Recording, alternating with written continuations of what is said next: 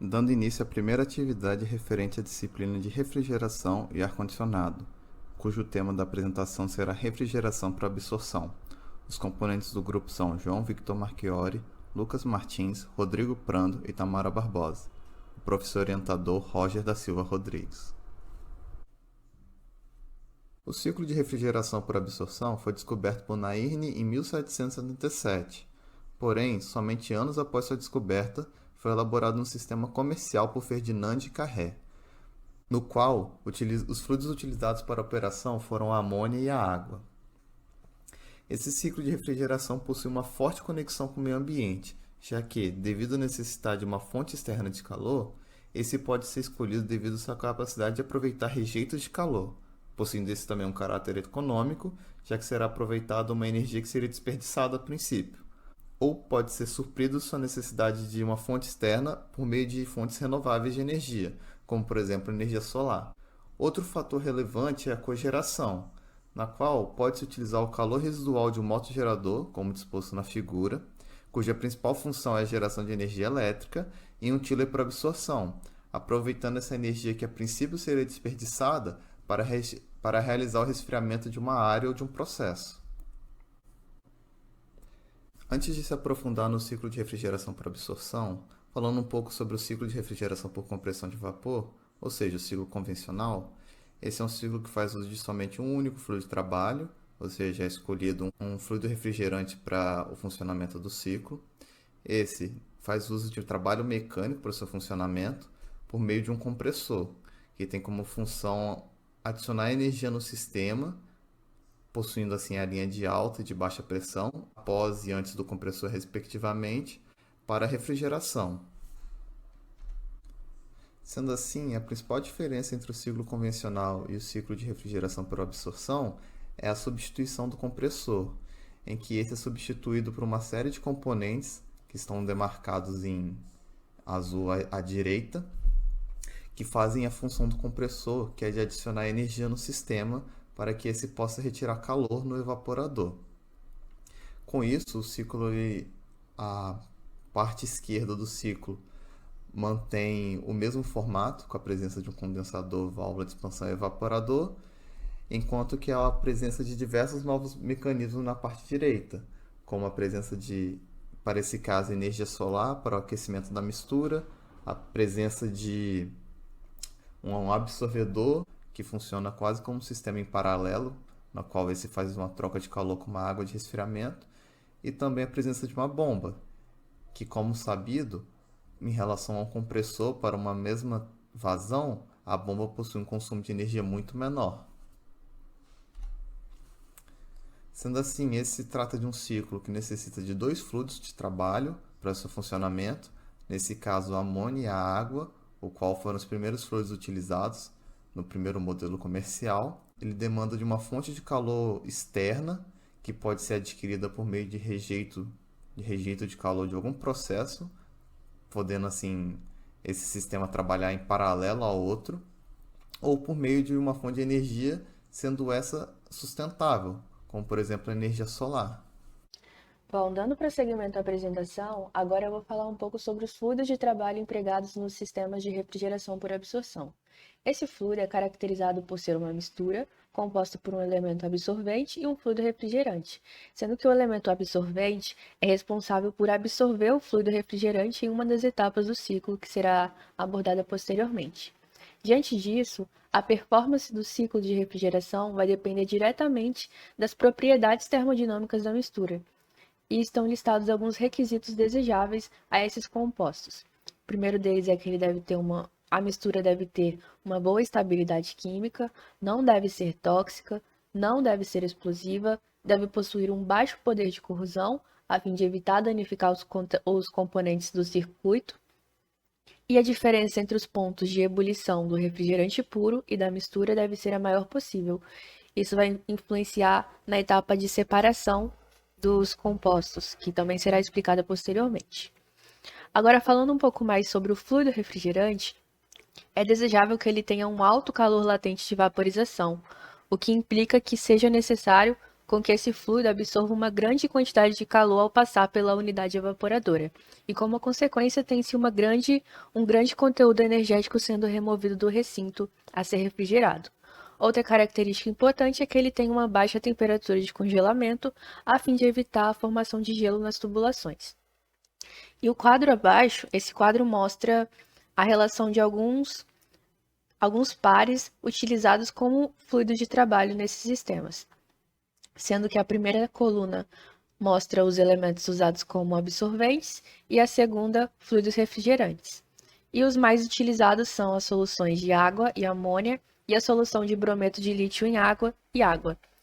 Sendo que, diante desses dados, a gente percebe que um mesmo elemento pode ser utilizado tanto como fluido refrigerante como corpo absorvente. Vai depender das condições operacionais desejadas e do elemento que será empregado junto a ele no sistema. Um pouco mais sobre a solução de água e amônia é que essa solução é recomendada para refrigeração, uma vez que a amônia evapora a temperaturas mais baixas, entre -10 e 0 graus Celsius. Nesse caso, a amônia é o fluido refrigerante e a água o elemento absorvente.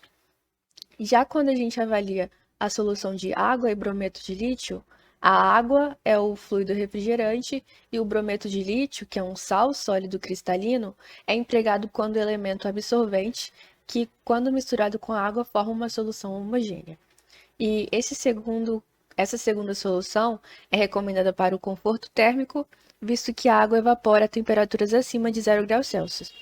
Diante das soluções que foram vistas até agora, percebemos que a maioria delas é formada por dois componentes, formando as chamadas soluções binárias. Só que existem soluções com mais de dois componentes. Só que nesse caso elas são mais empregadas para análises experimentais e pesquisas. Uma delas é a solução ternária de água, amônia e sal, que funciona de forma similar à solução comum de água e amônia, só que nesse caso tem-se a adição de sal, que auxilia na remoção da amônia da solução líquida. Bom, após introduzirmos o assunto abordando algumas generalidades e sobre os fluidos de trabalho utilizados, também é importante conhecer o princípio de funcionamento e os componentes que formam o ciclo de refrigeração por absorção. O princípio de funcionamento se baseia no fato de que o vapor de alguns fluidos refrigerantes pode ser absorvido por um composto chamado de absorvedor e posteriormente pode ser separado a partir do processo de aquecimento. Esse processo precisa de alguns equipamentos para ocorrer, dentre eles gerador, condensador, válvula de expansão, evaporador, absorvedor, válvula redutora de pressão e bomba. O absorvedor é o dispositivo no qual ocorre a formação da solução, que é utilizada como fluido de trabalho. Ele recebe o vapor de fluido refrigerante que vem do evaporador a baixa pressão e a solução fraca que vem do gerador, sendo que essa solução fraca é composta pelo elemento absorvente e pequenas concentrações de fluido refrigerante. Então, o absorvedor vai promover a formação dessa solução e um dos dispositivos que auxiliam na formação da solução são esses tubos por onde passam água de resfriamento. E por que é importante essa água de resfriamento? Isso é importante porque a reação de formação dessa solução é uma reação exotérmica, ou seja, ocorre a liberação de calor. Mas a quantidade de refrigerante absorvido pela solução é inversamente proporcional à temperatura. Então, é importante que o absorvedor seja resfriado para aumentar a quantidade de fluido refrigerante absorvido. Isso ajuda a aumentar a concentração de fluido refrigerante no fluido de trabalho. Após passar pelo absorvedor, essa mistura é direcionada para a bomba, na qual ocorre o aumento da pressão, e em seguida o fluido de trabalho vai para o gerador. Bom, após passar pela bomba, a mistura formada pelo fluido refrigerante e pelo elemento absorvente é direcionada para o gerador, que é o local onde ocorre a transferência de calor da fonte de energia de alimentação do sistema para a solução binária, sendo que essa fonte de energia pode ser energia solar, por exemplo, ou água quente de algum processo. Existem diversas fontes que podem ser utilizadas como fontes de energia nos sistemas de refrigeração por absorção. E após receber esse calor, ocorre a vaporização do fluido refrigerante, visto que ele deve ser mais volátil que o elemento absorvente, e após ser vaporizado, ele vai em direção ao condensador. Já a parte restante, que é conhecida como solução fraca, retorna para o absorvedor, como mencionei anteriormente.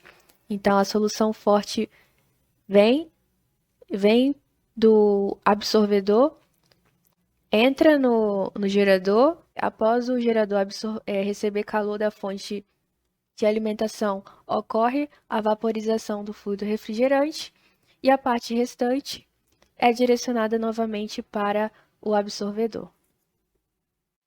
Após passar pelo gerador, o vapor a alta pressão e temperatura de fluido refrigerante vai em direção ao condensador, que tem o papel de retirar calor do fluido refrigerante que foi aquecido no processo de separação da mistura binária. E como isso ocorre? Bom, nesse esquema fica mais fácil de visualizar o processo. O condensador recebe o fluido refrigerante na forma de vapor. Ao entrar em contato com essas superfícies por onde passam a água de resfriamento, o fluido na forma de vapor condensa e posteriormente vai ser direcionado para a válvula de expansão e para o evaporador. Falando sobre as válvulas do circuito, temos a válvula de expansão e a válvula redutora de pressão. A válvula de pressão reduz a pressão do fluido refrigerante, permitindo que ele possa evaporar a uma temperatura mais baixa no evaporador. Já a válvula redutora de pressão reduz a pressão da solução, essa solução que sai do gerador, a solução fraca. Isso permite um aumento na capacidade de absorção do fluido refrigerante que vem do evaporador. E por fim, temos o evaporador, que recebe o fluido refrigerante na forma líquida após passar pela válvula de expansão. E o que ele faz? Ele transfere a energia térmica do ambiente para o fluido refrigerante a uma baixa temperatura, de forma que o refrigerante é borrifado sobre os tubos, absorve calor e vaporiza, como é possível visualizar nessa imagem. Então, o fluido refrigerante na forma líquida, que vem do condensador, entra no evaporador. Ao entrar em contato com essas superfícies, por onde passa um fluido que vem do ambiente, que pode ser água, ar ou outro fluido, como essa superfície está a uma temperatura maior, ao entrar em contato, o refrigerante líquido vaporiza e em seguida vai ser direcionado para o absorvedor e o ciclo continua. Eu falei um pouco sobre os componentes básicos do ciclo de refrigeração por absorção, só que em alguns casos ainda é necessário a utilização de outros componentes, chamados de componentes auxiliares ou secundários. Um deles é o retificador, que fica instalado entre o gerador e o condensador. Esse equipamento é utilizado quando ambos os fluidos da mistura de trabalho são voláteis, como é o caso da mistura água e amônia. E por que ele é utilizado? Porque no processo de separação que ocorre no gerador, parte da água também pode evaporar. E isso não é benéfico para o sistema, porque essa água ela pode ir em direção ao ciclo e vir a se acumular no evaporador, o que pode prejudicar a eficiência do sistema. Então, o retificador é usado para garantir que somente o vapor de fluido refrigerante prossiga no sistema. Então, a função dele é filtrar a água que evapora junto com o fluido refrigerante. E essa água que é filtrada retorna para o gerador. O próximo equipamento é o regenerador, que é responsável por transferir calor da solução fraca para a solução forte que sai da bomba. Aqui a gente pode visualizar onde ele se localiza. Então, ele transfere calor da solução fraca, que é a solução que sai do gerador, para a solução forte, que é a solução obtida após passar pelo absorvedor e pela bomba. E isso é benéfico tanto ao gerador quanto ao absorvedor, porque em relação ao gerador, Esse processo reduz a quantidade de calor fornecido pela fonte térmica. E ao absorvedor, porque ao fornecer calor para essa outra linha, esse fluido ele vai ser resfriado. Então, o regenerador permite resfriar a solução fraca que retorna ao gerador. Então, ele resfria a solução fraca, fazendo com que menos calor seja rejeitado ao ambiente e diminui a carga térmica para acionar o sistema. Por fim, temos a torre de resfriamento, que é um equipamento utilizado junto com aqueles componentes que precisam rejeitar calor para o ambiente, como é o caso do condensador e do absorvedor. E essa torre retira calor do fluido de trabalho e transfere para a atmosfera a partir de um resfriamento baseado no princípio evaporativo. Então, a água quente, pulverizada, entra em contato com o ar e troca calor, fazendo com que a água quente seja resfriada. Então, de forma geral, após passar pelo absorvedor ou pelo condensador, a água de resfriamento sai com uma temperatura elevada. Então, é necessário que ela seja direcionada para a torre de resfriamento, na qual ela entra, é pulverizada por esses orifícios. Ao entrar em contato com o ar, ocorre a transferência de massa e calor, e isso faz com que a água seja resfriada e seja direcionada para a parte inferior da torre de resfriamento. E por fim, ela sai por esse orifício, onde pode, por exemplo, voltar para a natureza ou ser destinada para onde é necessário. Bom, agora que vocês puderam ver os componentes que fazem parte do sistema de refrigeração por absorção, é possível que nós citemos algumas vantagens correlacionadas a ele. No primeiro momento, nós temos que esses sistemas eles são silenciosos e com baixa vibração. Essa característica ela vai ser extremamente desejável quando, por exemplo, nós aplicarmos ele em zonas residenciais ou zonas comerciais, no qual o ruído e a vibração seriam características indesejáveis. Devido esse sistema ser basicamente composto por trocadores de calor, eles vão possuir alta confiabilidade, baixo custo de manutenção e longo tempo de vida útil. E além disso, como nós pudemos ver anteriormente, não é necessário uma grande quantidade de carga térmica para que ele funcione.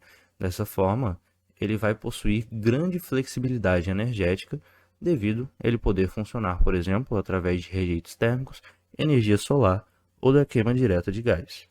Também é possível ser citadas algumas desvantagens, como por exemplo, devido à grande quantidade de componentes presentes no sistema de refrigeração por absorção, caso esse sistema ele seja instalado, será necessária também a destinação de grandes espaços físicos devido à sua estrutura ser complexa e pesada, necessitando também de uma grande torre de resfriamento.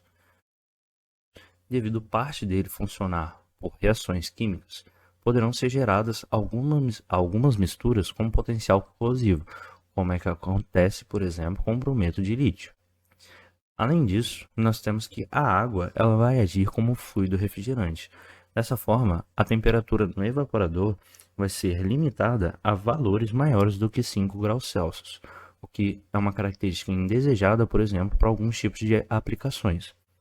Além disso, ele vai possuir um COP inferior ao ciclo de geração do vapor, ou seja, a sua utilização ela vai ser desestimulada em relação a casos de queima direta. Agora que nós entendemos algumas vantagens e desvantagens desse processo, nós podemos fazer uma comparação direta entre o sistema de refrigeração por compressão e o sistema de refrigeração por absorção. Dessa forma, nós temos que ambos eles vão funcionar a partir do mesmo princípio de operação, possuindo também os mesmos tipos de componentes, como por exemplo, um condensador, a válvula de expansão e o evaporador, no qual apenas um fluido vai circular por esses componentes. Além disso, ambos possuem linhas de alta e baixa pressão.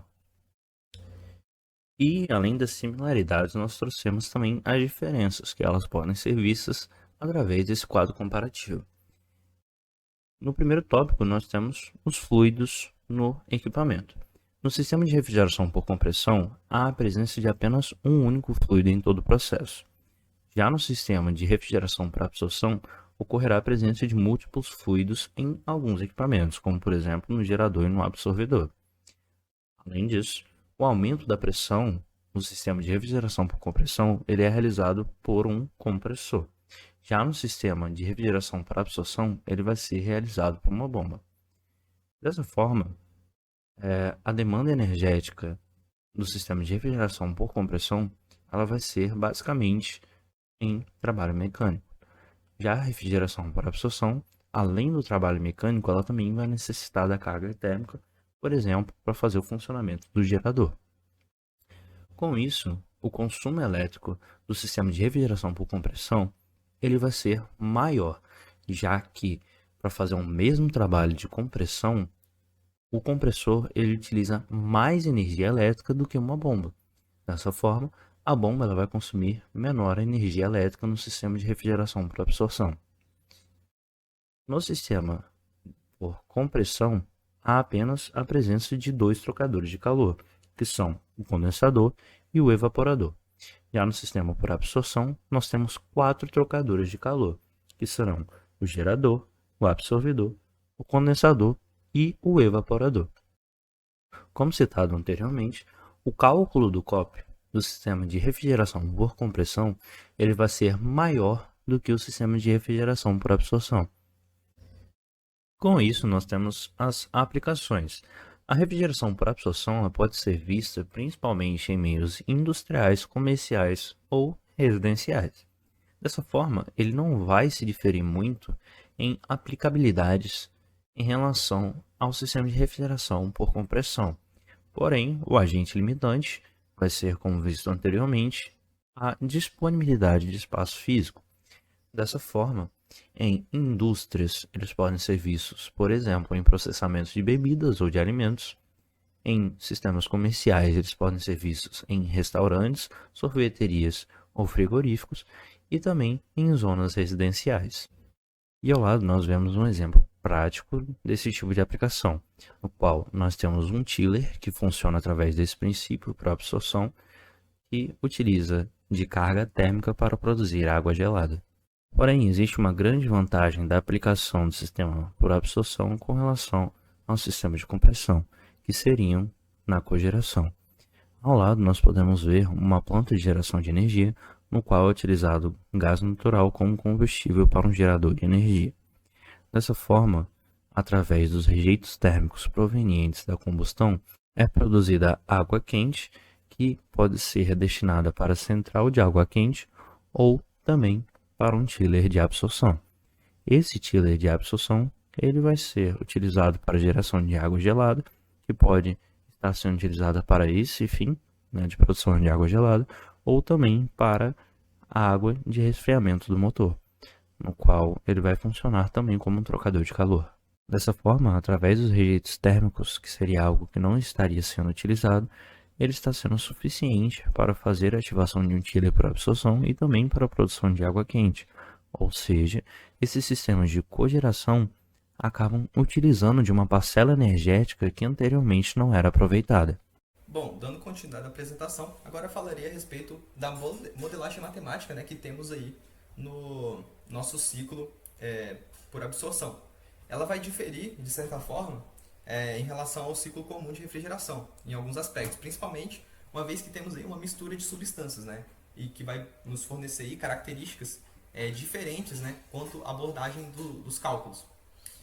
Se olharmos aqui, no caso aí, o gráfico da temperatura ao longo da concentração, para a nossa mistura aí que temos no ciclo por absorção, devido aí ao nosso fluido refrigerante que temos, que seria, por exemplo, a amônia, em muitos ciclos. E temos também o fluido absorvente, que seria aí a água, por exemplo, para o ciclo amônia-água. Então temos aí uma mistura, que é uma mistura binária e homogênea. Então existe aí uma mudança de fase com variação de temperatura, como observamos aqui no gráfico. Então, aqui na linha de vaporização, temos aí uma mudança de fase que inicia em 2 e ela vai terminar somente em 5. Então, nesse intervalo, para uma mistura, a gente vê que tem um gradiente de temperatura ocorrendo na mudança de fase. Algo que não acontece para uma substância pura, por exemplo. Então, aqui a gente já vê uma das mudanças que a gente tem que levar em conta aí nessa abordagem. E temos que levar em conta também a concentração das espécies químicas que estão presentes ali, uma vez que não tem mais uma substância pura, como seria um ciclo de refrigeração comum. Dito isso, em decorrência, né, do que foi apresentado, é preciso que balanços de energia e massa sejam utilizados para quantificar o estado da mistura em si, né, e não apenas do componente. Então, para isso, a gente precisa definir aí a concentração, né, da substância mais volátil, que seria aí o X, para a gente ter aí a nossa proporção de espécie química, né, para distinguir aí a mistura, os componentes da mistura. Então, esse X é definido pela massa de refrigerante, dividido, né, pela massa total, que seria de refrigerante mais absorvente, que temos ali no ciclo. Então, essa aqui seria a nossa concentração aí da substância mais volátil, que no caso aqui é o refrigerante. E aplicando em um balanço de massa para a mistura, observando esse volume de controle à esquerda, temos aí, né, que a massa total de fluido no caso ali, a massa de vapor, mais a massa de líquido. Então, temos esse balanço de energia, ou melhor dizendo, balanço de massa. Então, o nosso balanço de massa, né, fornece que a massa total de fluido é igual à massa de vapor mais a de líquido. E, de forma análoga, né, só que agora aplicando o conceito, né, de espécie química, no caso aí, ponderando, né, a massa pela concentração ali da nossa espécie química em questão. No caso aqui seria o mais volátil, então o X. Então a gente multiplica, né, no caso a massa total aí por X, para termos a proporção, né, a fração correspondente ali a esse componente especificamente. Ela vai ter que ser igual a massa, né, referente ali ao nosso vapor, vezes aí a concentração desse vapor, mais, no caso aí, a massa referente ao nosso líquido vezes a concentração de líquido. Então, com isso que já temos duas equações, né, para conservação ali de massa, uma somente a massa e a segunda da espécie química. E agora, né, aplicando o balanço de energia para a mistura como um todo, a gente tem que, no caso, a massa total, né, de fluido, ela vezes a entalpia total. No caso aqui, então, temos do lado esquerdo a nossa entalpia da mistura como um todo. Ela vai ter que ser igual, né, as frações aqui que a gente tem entre vapor, né, e a entalpia de vapor, mais a parcela, né, de líquido vezes a entalpia de líquido. Então, a partir dessa expressão, a gente consegue assumir, né, uma entalpia da mistura como um todo, que vai ser muito importante para quantificar ali nosso estado, né? Então, combinando as equações anteriores, temos aí uma maneira de obter a fração vaporizada, que é esse V sobre F aqui, combinando todas as equações, e elas ficam apenas em função da concentração. E de forma análoga, né, pelo balanço de energia, temos aqui que essa mesma fração ela pode ser expressa em função das entalpias. Só que a gente também consegue, né, conhecer a entalpia da solução a partir dessas concentrações, né, e também das entalpias de líquido e de vapor. Então a gente consegue aqui, ó, calcular a entalpia da solução, da mistura como um todo, né, a partir dessas concentrações, a partir dessa equação que também é obtida por meio dessas acima mostradas. Então aqui seria muito importante para quantificar o estado, por exemplo, em regiões que temos aí uma mistura das fases.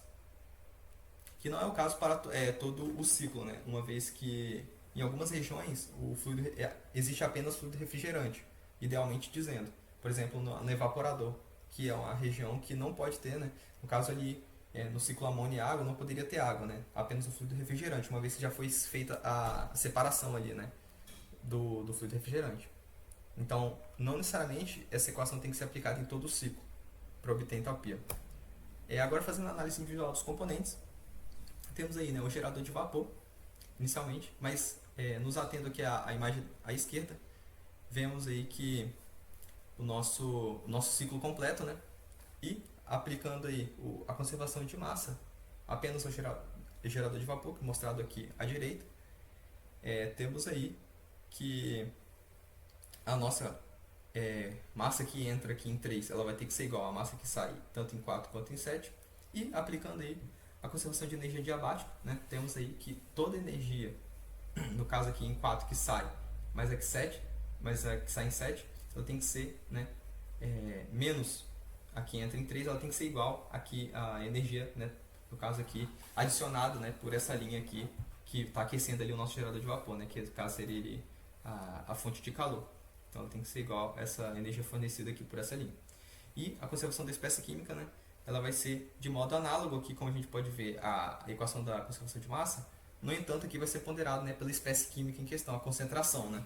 Então, temos aqui outra equação, que seria a conservação da espécie química, que envolve a concentração do componente mais volátil da nossa substância, da nossa mistura.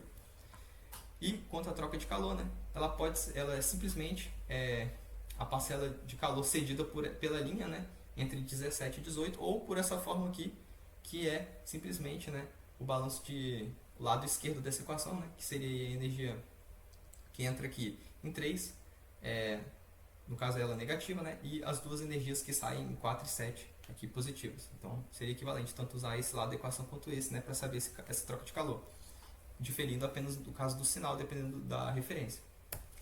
E aplicando aí a conservação de massa, no caso agora, mas para o condensador, né, anteriormente foi feita para o gerador de vapor, lá tínhamos, né, a questão da conservação da espécie química, aqui já não temos mais, apenas a conservação de massa, né, uma vez que temos aí, idealmente, apenas refrigerante. Então, vemos aí que a conservação de massa, basicamente, aí, se conserva, né, no caso, a linha entre 7 e 8 é apenas uma linha, então a vazão máxima é igual, e 16 e 15, né, a vazão máxima também é igual. E quanto à conservação de energia, simplesmente, né, a transferência de calor de uma linha é transferida para outra. Então, o calor cedido por uma linha é igual ao calor recebido por outra. E a troca de calor, né, pode ser qualquer uma das duas parcelas, né, em módulo vai ser igual. Então, é simplesmente o calor cedido ou recebido por uma linha.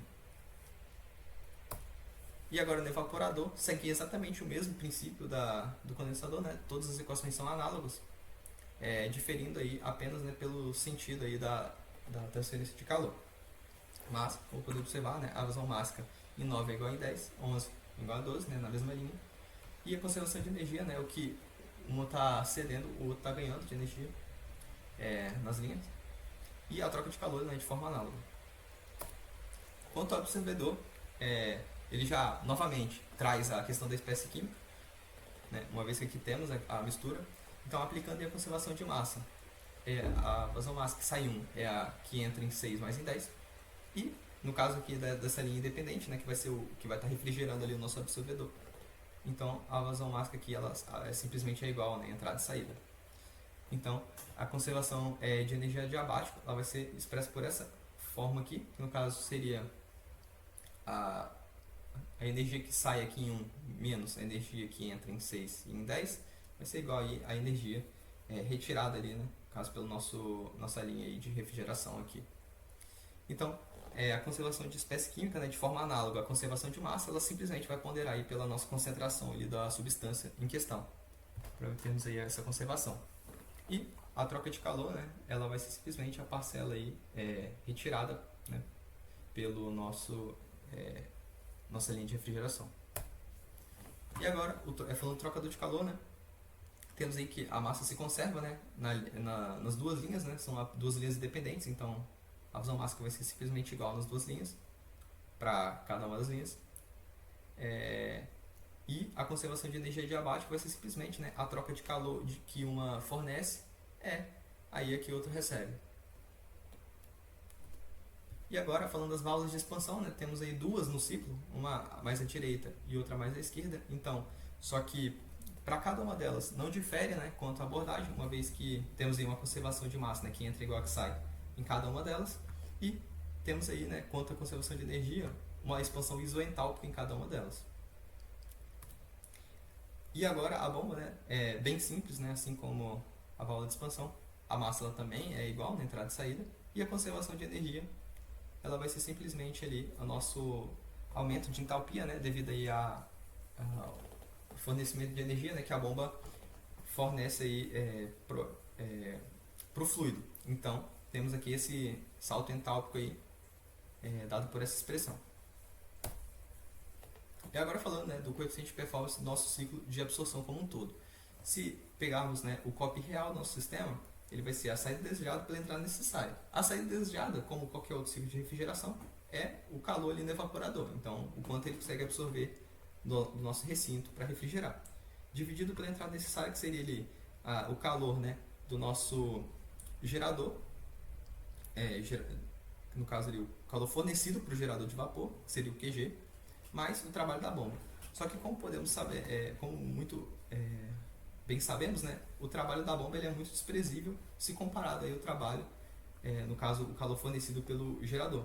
Então a gente pode aproximar por essa expressão, que seria considerando apenas o calor do evaporador pelo calor do gerador. no caso fornecido para o gerador, que pode ser ali por uma de forma solar, né, energia solar, ou uma geotérmica, por exemplo. E o copy reversível, no caso que seria aqui para o caso ideal, um ciclo idealizado, né? Então ele vai ser o calor da evaporadora dividido pelo calor ali da nossa geradora.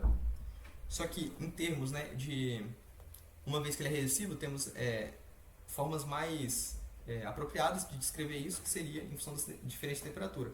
Então temos essas duas parcelas multiplicando aqui, né, que a primeira seria referente aí a máquina térmica reversível ali, no caso de Carnot, né, que seria o fornecimento de calor devido para o nosso gerador, então ele acontecendo de forma reversível, vezes a parcela referente ali ao nosso ciclo, né, de refrigeração. Aí temos o copy reversível do sistema como um todo. Então são duas máquinas térmicas, como podemos observar. Justamente por isso essas duas parcelas no copy. E agora, né, mostrando um exercício, um ciclo de refrigeração por absorção de água e amônia é usado para manter o espaço refrigerado a 25 graus Fahrenheit, sob uma temperatura ambiente de 70 graus Fahrenheit. A amônia pura, ela entra aí no condensador a 300 psi e a uma taxa, no caso a 300 psi e a 140 graus Fahrenheit, a uma taxa aí de 0,04 libras por segundo. A amônia ela já sai do condensador, né, como líquido saturado e é expandida aí até 300 psi. Já a amônia, ela saindo aí do evaporador, ela já vai ser vapor saturado. O calor ele é fornecido ao gerador por água geotérmica líquida, que entra aí a 240 graus Fahrenheit. Então aqui é a nossa fonte de calor, né, para o nosso gerador, que no caso aqui é por água geotérmica. Ela entra em uma taxa de 0,55 libras por segundo e sai a 200 Fahrenheit. Aí a letra A ela pede: determine qual a taxa de resfriamento fornecida pelo sistema em BTU por hora, bem como o COP, que seria o COP real, e a letra B, a eficiência de segunda lei do sistema, que envolve aí o nosso COP reversível, né? E aqui estão as entalpias da amônia nos diversos estados, né, que ele fornece aqui do sistema. Aí, agora iniciando a abordagem para a letra A, primeiramente calculando aí a taxa de transferência de calor da nossa evaporadora, né, que é o que pede, né, a taxa de resfriamento fornecido do nosso sistema vai ser simplesmente o calor, né, absorvido ali pela nossa evaporadora. Vale notar aqui, né, que apenas a amônia está sendo considerada, inclusive ele só forneceu dados da amônia. Isso é válido, né, para a evaporadora em questão, uma vez que nessa etapa do ciclo não temos aí uma mistura, né, temos apenas o refrigerante circulando na evaporadora, no caso ideal, né, apenas uma pequena fração residual de absorvente, no caso ali que não foi retirada, ela pode conter. No entanto, para o caso ideal, né, é uma boa aproximação aqui a gente considerar apenas a amônia. Então, tendo em vista isso, simplesmente utilizar os valores que ele forneceu da amônia, né, sem ter que utilizar as equações de mistura e obter aí nosso calor absorvido ali pela nossa evaporadora.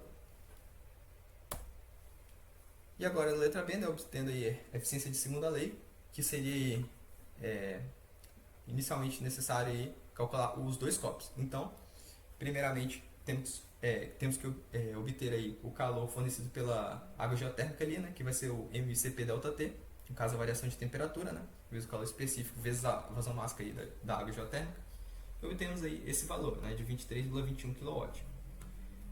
A partir disso, né, e a partir do calor da evaporadora calculado no item A, obtemos aí o COP real do nosso sistema, que seria 0,779.